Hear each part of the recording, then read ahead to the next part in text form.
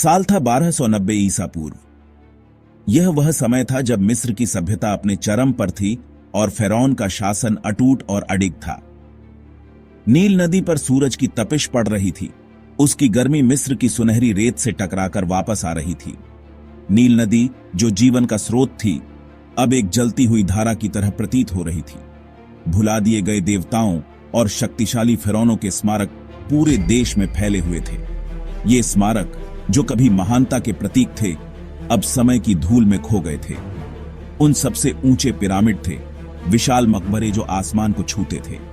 ये पिरामिड, जो फिरौनों की शक्ति और धरोहर का प्रतीक थे, अब भी अपनी भव्यता से सबको चकित कर देते थे। ये फिरौन सेठी प्रथम का समय था, एक ऐसा शासक जो खुद को इंसानों के बीच एक भगवान मानता था। सेठी प्रथम, जिसकी शक्ति और अधिकार असीमित थे, ने मिस्र को अपने लोहे की मुट्ठी से नियंत्रित किया। सेठी प्रथम ने लोहे की मुट्ठी से राज किया। उसकी हर आज्ञा का पालन करना अनिवार्य था और उसकी हर इच्छा को पूरा करना प्रजा का कर्तव्य था। उसकी बात ही कानून थी। उसकी हर इच्छा पूरी होती थी। उसके दरबार में हर कोई उसकी आज्ञा का पालन करता था और उसकी हर बात को मानता था। वह खुद को सूर्य देवता रा का अवतार मानता था, जिसका नसीब न केवल मिस्र पर बल्कि स्वर्ग पर भी राज करना था। रा का अवतार होने के नाते सेठी प्रथम ने खुद को दिव्य और अजेय माना। उसने पूरी वफादारी और आज्ञाकारिता की मांग की। उसकी प्रजा ने उसे भगवान की तरह पूजा और उसकी हर आज्ञा का पालन किया। जिसने भी उसका विरोध करने की हिम्मत की, उसे उसके क्रोध का सामना करना पड़ा। एक ऐसा क्रोध जो रेगिस्तानी सूरज की तरह झुलसा देने वाला था। सेठी प्रथम का क्रोध इतना भयानक था कि कोई भी उसकी अवज्ञा करने की हिम्मत नहीं करता था। एक दोपहर सेठी प्रथम ने एक ऐसा हुक्म जारी किया जिससे पूरे देश में डर और नाराजगी फैल गई। यह हुक्म इतना कठोर और अन्यायपूर्ण था कि हर कोई स्तब्ध रह गया। उसने घोषणा की कि कोई भी, यहां तक कि उसके सबसे भरोसेमंद सलाहकार भी, उस महिला से प्यार नहीं कर सकते जिससे वो प्यार करता है। यह घोषणा न केवल अन्यायपूर्ण थी बल्कि अत्यंत स्वार्थी भी थी। वह थी नेफरतारी, एक ऐसी महिला जिसकी सुंदरता खुद देवी देवताओं को टक्कर देती थी। नेफरतारी की सुंदरता और आकर्षण ने सेठी प्रथम को पूरी तरह से मोहित कर लिया था। इस हुक्म की अवज्ञा करने की सजा तुरंत और क्रूर थी, जिंदा ही ममीकरण, मौत से भी बदतर एक नसीब। यह सजा इतनी भयानक थी कि किसी ने भी इस हुक्म का उल्लंघन करने की हिम्मत नहीं की। दोषी को लिनन की पट्टियों में लपेटा जाएगा, उसके अंगों को निकाल दिया जाएगा और उसके शरीर को एक कब्र के घुटन भरे अंधेरे में सिकुड़ने के लिए छोड़ दिया जाएगा। यह सजा इतनी भयानक थी कि इसका ख्याल ही लोगों को कांपने पर मजबूर कर देता था। यह सेठी प्रथम का वादा था, उसकी असीमित शक्ति की एक भयानक याद दिलाने वाला। उसकी शक्ति और क्रूरता ने उसे इतिहास में एक निर्दयी शासक के रूप में स्थापित कर दिया। मिस्रवासियों की भीड़ में मेनेस नाम का एक युवा कारीगर फिरौन की पहुंच से बाहर एक जीवन का सपना देखने की हिम्मत करता था।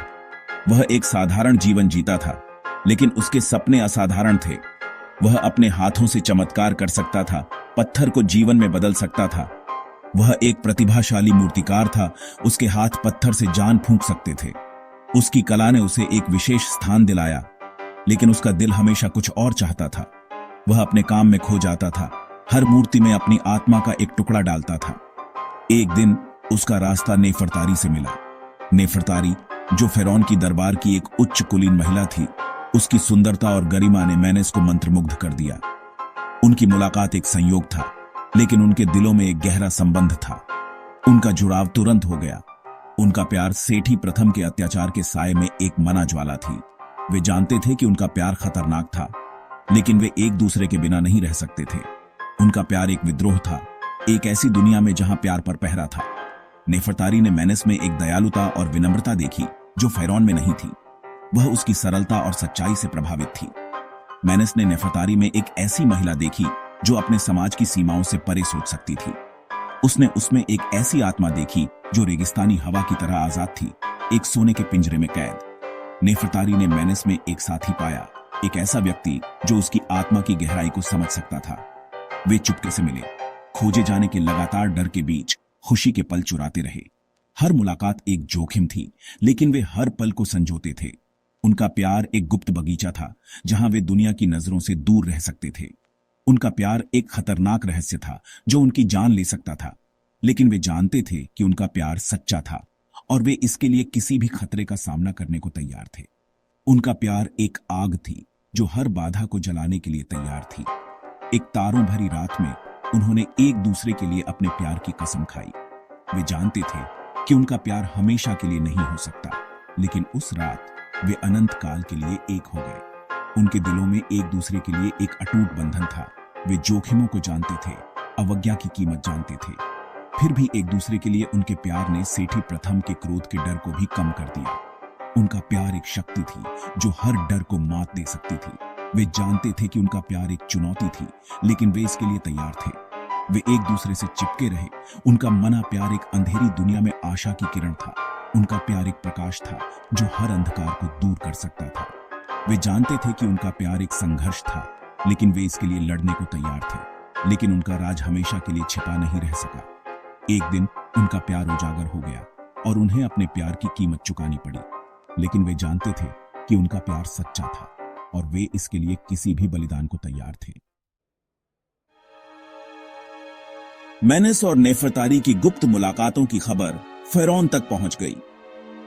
ईर्ष्या के क्रोध में जलते हुए सेठी प्रथम ने उन्हें तुरंत पकड़ने का आदेश दिया।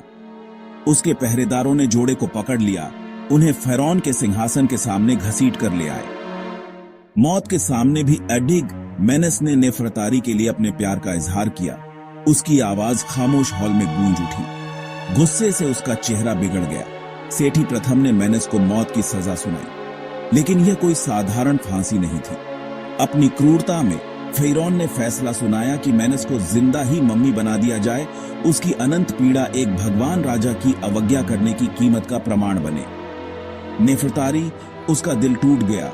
उसे भयानक अनुष्ठान देखने के लिए मजबूर किया गया। उसने डर के मारे देखा जैसे मेनेस, उसकी आंखें उसके लिए प्यार से भरी हुई थीं, धीरे धीरे और दर्दनाक रूप से लिनन और पिच के घुटन भरे अंधेरे में दफना दिया गया। उसकी चीखें पट्टियों से दबी हुई। मौत से खामोश होने के बाद भी उसके सपनों में लंबे समय तक उसे सताती रहीं।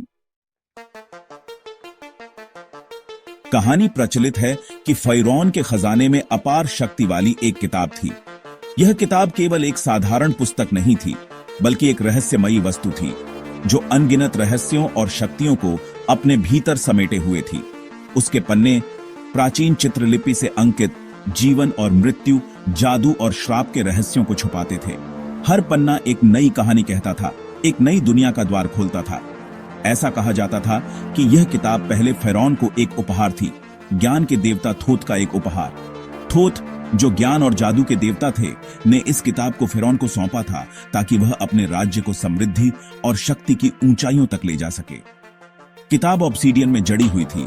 उसके पन्ने रात की तरह काले थे। यह किताब अपने आप में एक रहस्य थी, एक ऐसा रहस्य जिसे केवल कुछ ही लोग समझ सकते थे। ऐसा कहा जाता था कि उसके पन्नों में वास्तविकता के ताने बाने को खोलने की कुंजी थी।